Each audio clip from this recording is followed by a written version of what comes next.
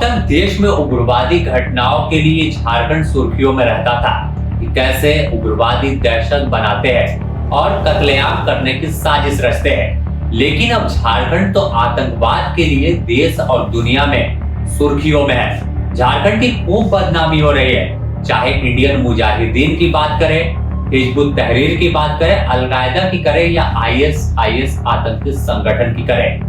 तमाम आतंकी घटना देश में कहीं घटती है तो उसका सीधा लिंक आपको झारखंड से मिल जाएगा।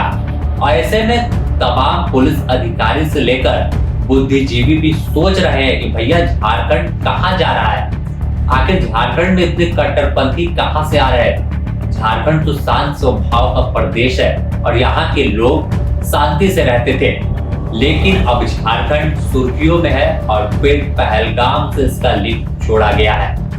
जी हाँ, जिस तरह से पहलगाम में आतंकी घटना घटी और 27 निर्दोष लोगों की जान चली गई, पाकिस्तान से आए आतंकियों ने अंधाधुंध गोली चलाई और मौत के नींद सुला दिया, तो इस कड़ी में पूरे देश में अलर्ट जारी हुआ कि आतंकी पहुंचे हैं, वारदात को अंजाम दिया है। तो खुलासा जो झारखंड में हुआ उसे जानकर आप तो चौंक ही गए थे, लेकिन इसमें अब हर दिन नया अपडेट सामने आता है।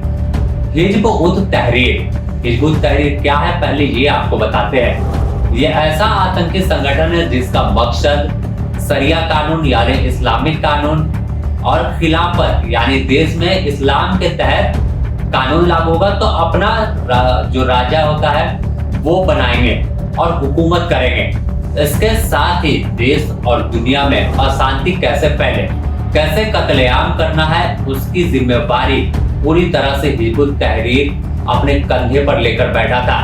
और झारखंड से इसका क्या तार है वो आपको बताते हैं। 2 दिन पहले खबर आपने देखी होगी कि एटीएस ने रेड किया था धनबाद में, कोयला नगरी में, और वहां का वासेपुर जहां के एक घर में 4 संदिग्ध पकड़े गए। पहला अयान, दूसरा शहजाद और गुलफाम, और इसके अलावा एक महिला थी जो अयान की पत्नी थी, शबनम।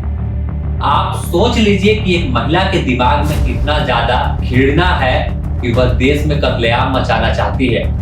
एटीएस को शुरुआत में लगा कि महिला निर्दोष होगी, उसका पति आतंकी होगा, लेकिन जब एटीएस दफ्तर ले गई, उसे पूछताछ कर रही थी, उसके फोन का तमाम डाटा को खंगाला गया, तो बात सामने आई अयान, गुलफाम और शहजाद से ज्यादा घातक ये महिला है। और ये महिला उम्र 20 वर्ष है और इसकी शादी जो है अयान से हुई थी।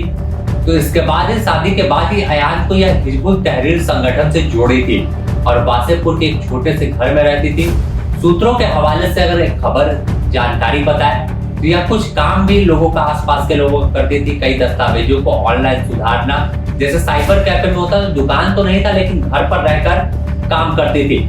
लोग जानते थे कि काफी सीधी महिला है, सरल महिला है। और अयान लोग भी जो है अपने काम से जरूरत से दूध या बिस्किट लेने या राशन लेने बाहर आता और फिर घर में रहता, वो कहीं आता जाता नहीं था। लेकिन जब एटीएस की रेड हुई तो तमाम लोग चौंके कि यहाँ पर तो भैया आतंकी रहता था। और इस आतंकी से पूछताछ के बाद कड़ी बढ़ी तो 4 नहीं, इसके बाद फिर कोडरमा में रेड हुई तो एक और संदिग्ध हिरासत में लिया गया।